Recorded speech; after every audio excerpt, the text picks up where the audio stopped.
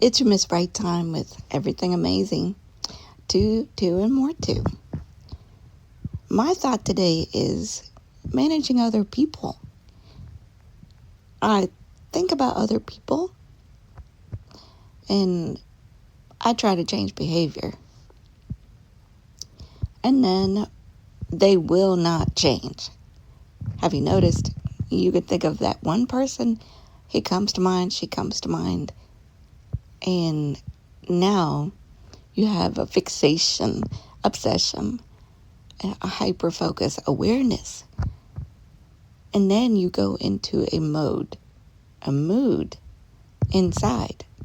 Because we are addicted to the bad feelings that are associated with it. That's what's dependable out there, is all that's wrong. That's dependably certain, dependable assurance. And I kind of understand that. However, there is something that we need to get out of the rut of. And the rut of having the certainties. You know these people won't change. And you know that this puts you in a mood. Now, Miss Bright Time, you don't understand. I'm going through a crisis. This is a critical time. And I'm thinking, okay, yes, there are some extreme cases that you can't obviously go happy-go-lucky yourself into, skipping and a jumping through a field of, nice flowers and such. But there are certain kind of things that you can preserve within yourself that can give you relief, give you more thinking power, give you more stepping back in any and every situation. And that's no lie. Take that to the bank. Get your baskets out, because here comes the jewels. You'll want something to hold all this. So, at some point, I'm using up a lot of power, like battery power, mental thinking, and giving these go nowhere, do nothing, get nothing. Nothing productive comes from these people, nor is it the dwelling factor. I'm trying to talk to you. I'm trying to talk to me about this dwelling. Because now, what is dwell? It means to live in that space, in that mood, in that mode.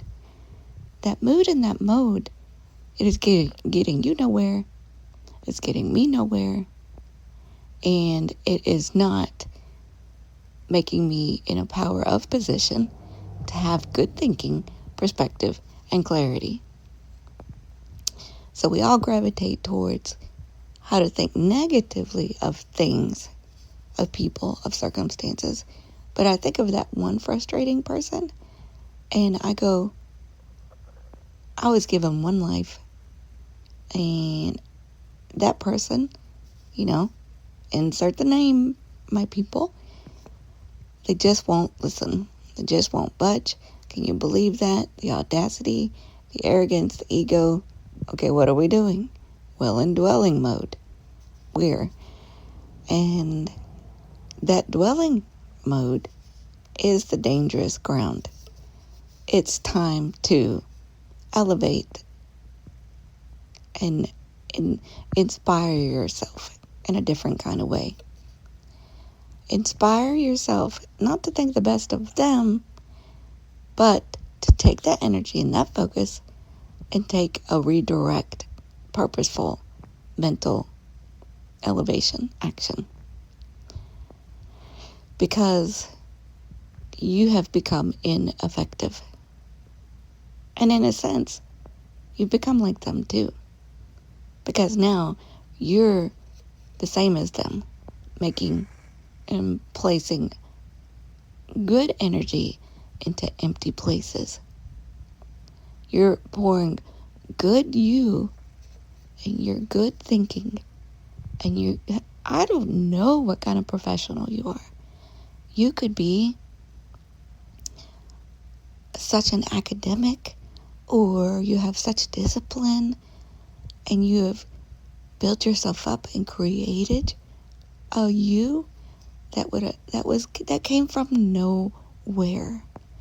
You come up in a life, and all around you, you had seen no example of what you had created yourself to be. And then you look at the results the years later, that ever after moment, and you stand apart. Babies, you stand apart. So here you have this excellent thinker, achiever, and you've earned. And here you are pouring your goodness mentally with your purposeful choice of energy thinking into these empty, non-productive, non-efficient places of dwelling of the thinking. And so the thinking is where the power is.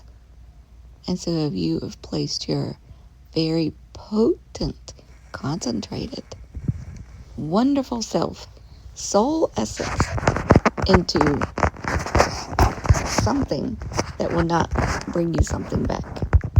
Because when you play go fetch with yourself and your energies and your thinking, you want it to bring you something good back. The only way that you can ensure that is go and putting your energy and your focus and your thoughts into 2 places. Or maybe 3. 1, God. Prayer.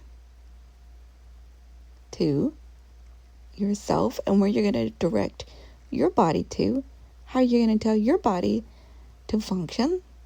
Let's say a physical workout, fitness, more movement, more intentional intake for good things in your body, more plans to do a vitamin regimen or a detox of sort. And the third investment that gives you guaranteed results, in a manner of speaking, is those that depend on you. That is your children. Let's say you're taking care of frail elderly, and your pets. Any and everyone else is a wild mixed variable. The returns are typically non-profitable.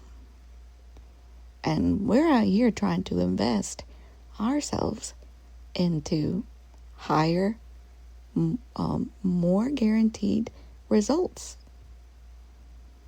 And the only real true guarantee is self and God. What do you think of that?